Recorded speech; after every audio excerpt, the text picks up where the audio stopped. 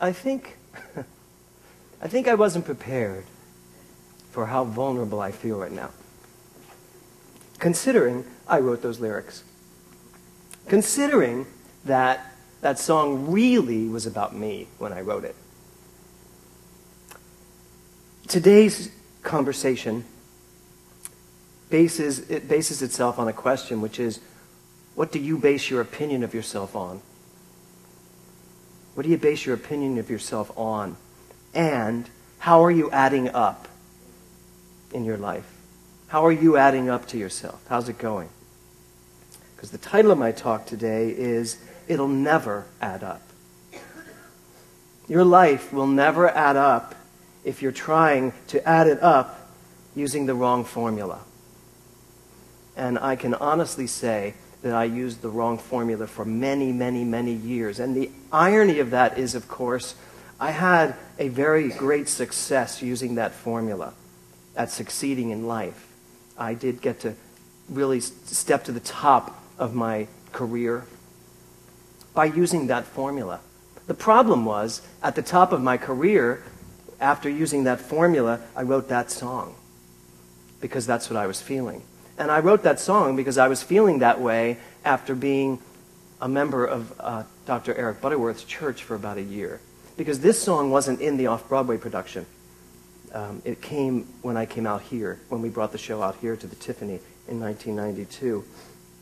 So I'm here today to just, and I don't usually give you what the entire talk is about at the top, but I wanted to do that today because I think it's important for you to know exactly what I'm saying and then allow me to argue it for you, which is something we're doing in CPR.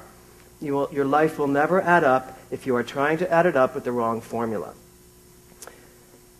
When I moved to California in 1992, I was using the wrong formula. And, as I said, I was successful. And so we brought a musical out here called An Unfinished Song. And I starred in it opposite Kevin, and it was very successful. And I was, nabbed by CAA as a writer, director, actor. Everything went the way I expected it to go, except that a friend of mine named Doug Carfrey, who I'm sure many of you know, a friend of mine said, why don't you come to church and come to my church one Sunday? I said, okay. So I went to his church, and there was Dr. David Walker, and he spoke, and I was like, oh, crap. Wow, okay, I get what he's saying. And I believed it. As soon as he said, your life is yours to create any way you want, and if you're not happy in it, you haven't created it the way you want. And I'm sitting there thinking, here I am, Mr. Success, and everybody looks at me like I'm this Mr. Success, and I have the most incredible husband and the most incredible marriage, and everything about my life was good, and yet there was something inside of me saying, you're a fraud in a way. There's something in you that wants more than this. It's not adding up for you. Why isn't it adding up for you? The James Mellon that came out here in 1992 is very different from the one that's standing here today, and yet I'm the same person underneath it all. I was extremely competitive. I know people are going, was? I am not as competitive. I'm certain now. There's a difference. And that's what I'm here to say today. It's not about competition. It's about certainty. Do you know who you are? Then you don't have to compete. But when I came here, I didn't know who I was, and I thought I had to compete. So I competed with everyone and everything. It didn't matter what you did. I competed with you. It didn't even matter if I didn't want to do it. I could prove I could do it better. That's how competition can get hold of you and literally warp your whole sense. I was extremely competitive. And most of the time I was comparing myself to others. But there were those times when I was comparing myself to the myself I thought I was going to be. And I was keeping score with myself based on what I thought I was going to be, and I wasn't adding up. And that is so frustrating, isn't it? When you're not who you thought you were going to be, and now you are competing with yourself based on someone that didn't even exist ever except in your mind, but for some reason it didn't materialize. And I would use that. I would use the competitive edge, and I'm sure some of you will identify this, I would use my competitive edge as a way to grow, as a way to evolve, as a way to succeed. And I'm not saying that competition is all bad. I'm not. So before you go there and then turn me off, I'm open to that. So one night I'm taking classes with Dr. Walker, and he quotes from Ernest Holmes, and he says, "There is no competition in the mind of God." I sat there and I went, yeah, I'm not going to buy that one. Keep going. And I dissed it. I dismissed it. There is no competition in the mind of God. That one doesn't work for me. Except I kept hearing it over and over and over as I went through the next couple of years, and I evolved in this teaching. There is no competition in the mind of God. There is no competition in the mind of God. Who are you competing with? So I want to go back to these lyrics. I don't know what I'm doing, but I do it every day. I make more money. I drink more coffee. I find more clever things to say. I don't know where I'm going, but I go there every day. I go to meetings. I go to parties. I go to run away. I run from a place where I've never been to a place where I think I could then begin to know what I've been missing. And then I would miss no more. No more mornings, no more evenings, no more days of keeping score with myself. And then the line, how much more of myself am I willing to lose? So I'm here to ask you today, how much more of yourself are you willing to lose trying to be something that doesn't even exist and not noticing what you really are already? Right here in this moment. I think we spend an awful lot of time paying attention to what we're not, as opposed to paying more time really getting involved in what we are. Keeping score with the world. Long before I was told there's more to the story than all the things we grab and we hold, all the things we wait till we're too old to see, like, is this what I was meant to be? If I listened to those words today, and I did when Kevin asked me to say if he could sing it, and I started looking at the words, it makes perfect sense how I ended standing on this stage doing what I do now. Because there came a point when I had to ask myself, is this what I'm supposed to be doing? Is this the me that makes sense? And I'm going to give you that opportunity today to ask yourself that. Is this the me that makes sense? Am I doing what I want to be doing? Am I living what I want to be living? Am I with the people I want to be with? Am I expressing myself the way I want to express myself? And if you come up with a no in any of those answers, today's the day to figure out what the yes is. So as I said, that song was written for the Los Angeles production. And what's ironic and funny to me about this is that when we brought the show out here, we were just intending to come out to Los Angeles and do a show for a few weeks, a few months. Well, a few months, a few years, but a few months. And my whole life became here. Dr. Walker, I heard him speak. I decided to stay and keep hearing him speak. I moved here. Kevin stayed in New York. We'd go back and forth. I finally felt I needed to live here. And here we are. Here's our life. And of course, since I'm here, I run into an old friend and we decide to have children together. Now we have children. I mean, everything happens the way it's supposed to. It unfolds perfectly. The minute you ask yourself, is this what I'm supposed to be? Is this who I am meant to be? And I don't mean it in a God is thinking something about me. I mean, is this the life that is ready to know itself through me?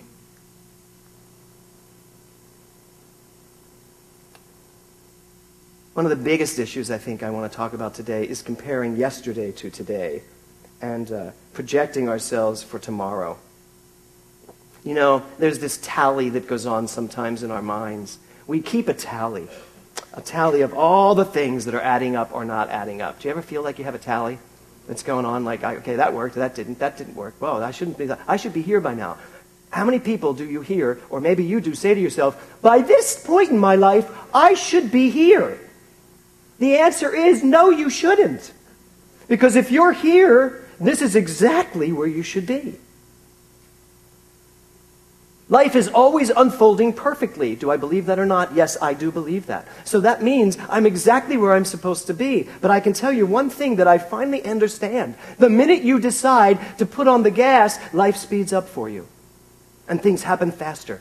And things happen more wonderfully, as Suzanne said. You are happier, you're more vibrant, you're more successful. Why? Not because the world is showing up for you that way, but because you're showing up that way, and the world can't help but follow suit. And I don't have to keep score with anything.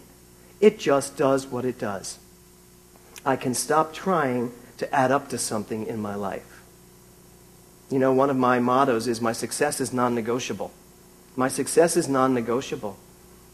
And that doesn't mean I'm a success when this happens. That doesn't mean I'm a success. That doesn't mean this church isn't a success when every seat in this room is full. This church is a success already. Thus, every seat in this room is filling up. That's how it works. And the people that keep score with adding up, well, how can I make this bigger? How can I be more? Like when they asked me if I would teach a class on church growth, and I said, it'll be the shortest class in history. I will just say, be bigger. And they were like, could you elaborate? I was like, no. That's it. Be bigger. And I remember who I was talking to. I won't give them up. But she was like, I don't get that. I said, I know. I said, and there goes the problem. Be bigger. You be bigger. Whose church is it? It's everyone's church. Who's running it? You are. Be bigger. And that's what I call on myself to do at all times. And it's not about keeping score. It's about knowing the truth. So I really want to get clear today on this, trying to add up to something. Pulling my self-worth from my experiences. What Kevin didn't tell you was that the name of the character in my play, the name of his character is Worth. Now, I have to be really honest. I didn't create the name of the character, at least consciously, on purpose, to make it about a guy who has to deal with his worth. I did it because I had a friend whose name was Worth, and I liked his name. That was it. So I thought. Until he got up today, and I thought, oh, he's going to say the name of the character. Oh, my God, the name of that character. That was so perfect, James. Perfect. So I want you to really look to see, where do you pull your self-worth from? In other words, what do you base your worthiness on? What do you base your worth on? A lot of people base their financial worth on how much money they have. Now, I will tell you, in CPR, when we get to the end of 30 days, I would hope we really get it that my financial worth has nothing to do with dollars and cents. And when it has nothing to do with dollars and cents, I suddenly find myself surrounded by dollars and cents. Because I get what worth is. So do you pull your self-worth from your experiences? It is a very dangerous place to pull your self-esteem from. Because it's variable. And your self-esteem shouldn't be. Success is not contingent on what's going on out there. As I said, the title of my talk is It'll Never Add Up. You know why? There's always going to be something more. There's always going to be someone else who you think is better. There's always going to be someone else who is richer. There's always going to be someone else who you think is more talented. There's always going to be someone else. There just is. But it's perspective, isn't it? It's perspective. It doesn't have to be someone who really is more talented. It's your perspective. But when we really get this concept of stopping this keeping score routine, when we really get this idea that who I am is not contingent on what I do, I am successful because I am. I am rich because I am. I am talented because, well, I am. That's how it works. If you can just say I am and follow it with something you want, your life will go swimmingly, as we say in Britain. It's just that we say I am very often and we don't follow it with something that's nice.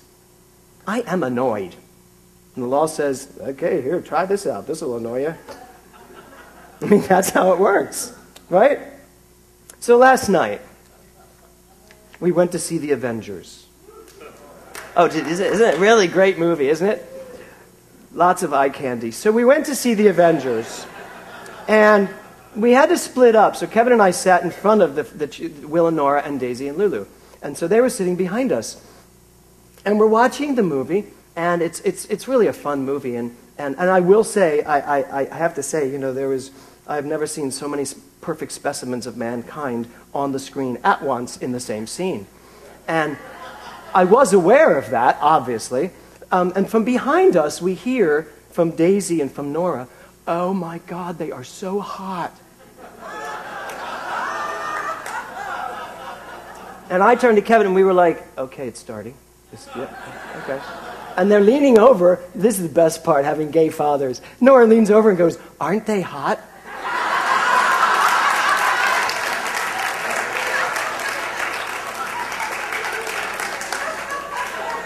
To which Kevin very quickly said, "Oh yeah." Now, I'm going to really fess up here and tell you something very interesting, because when that happened, when that moment happened, I was actually sitting with myself thinking, you know what's really funny, James? You're not sitting here feeling less than because they look so awesome. That's like really growth for you. You're not sitting here going, I used to look like, well, I was thinking I used to look like that, but you're not sitting here, and I told them that. I did. I said, you know, I used to have a body like that, and Kevin agreed. Kevin said, yes, he did, and they're like, right. Keep score with that. Good luck to you.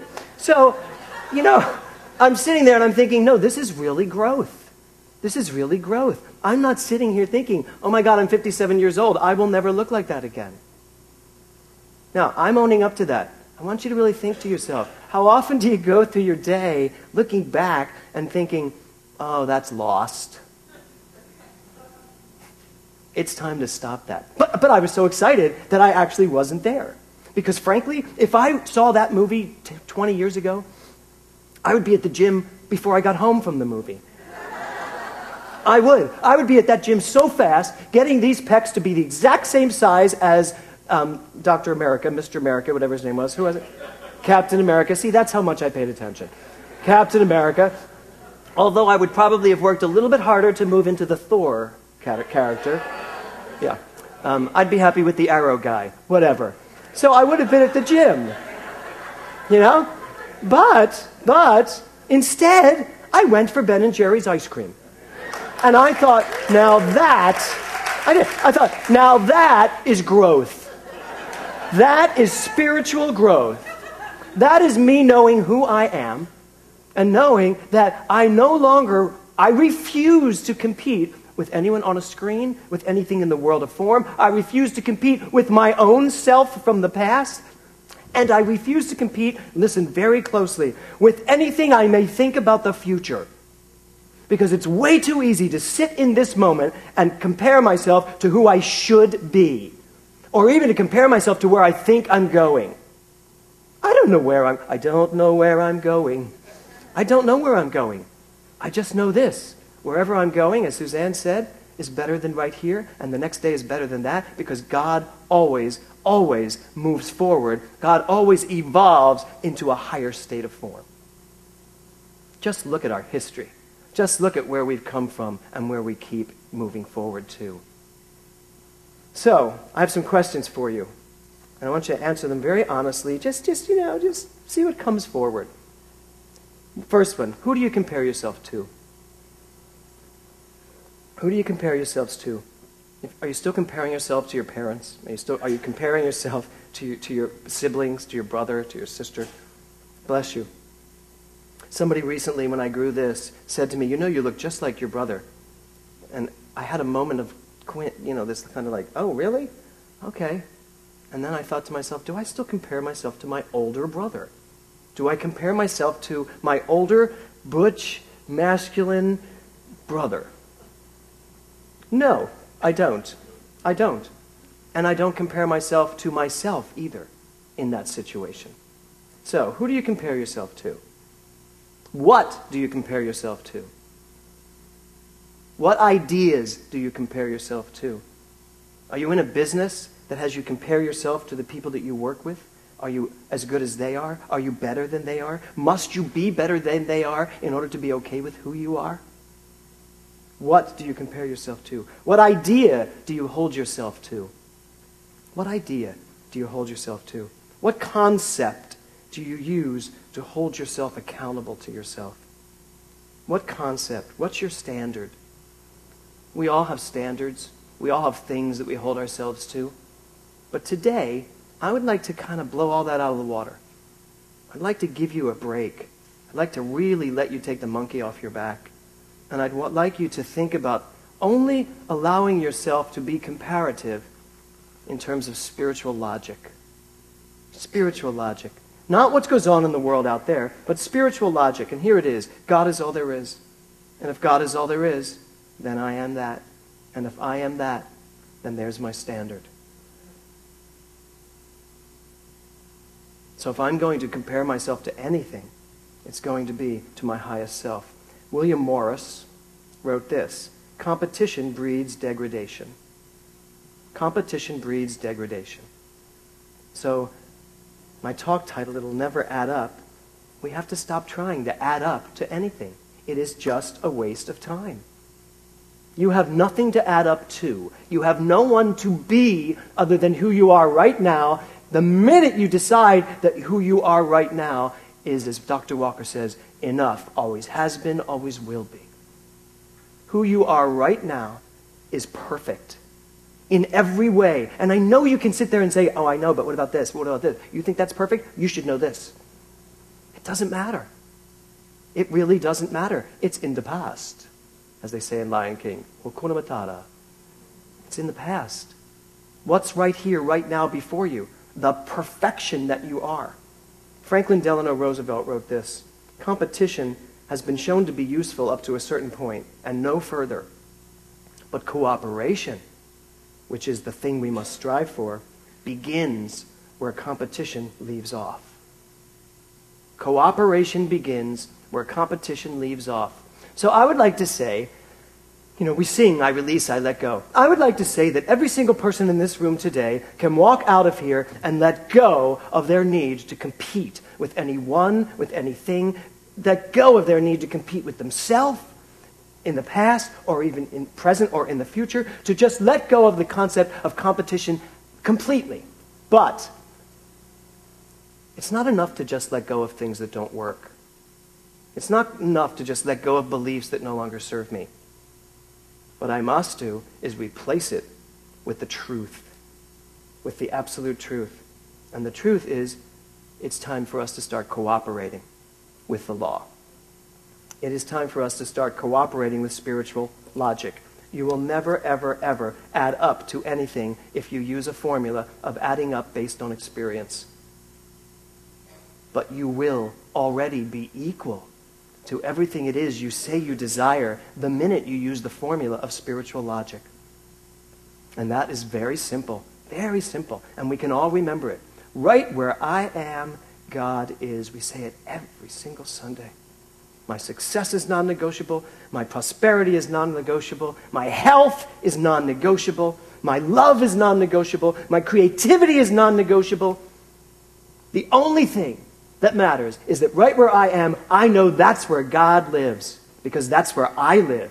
And I don't need to compete with anyone, because we are all, when we play the numbers game, it all boils down to 1. That's the only number that matters. You get that number, and you will never need to play the numbers game again. Namaste.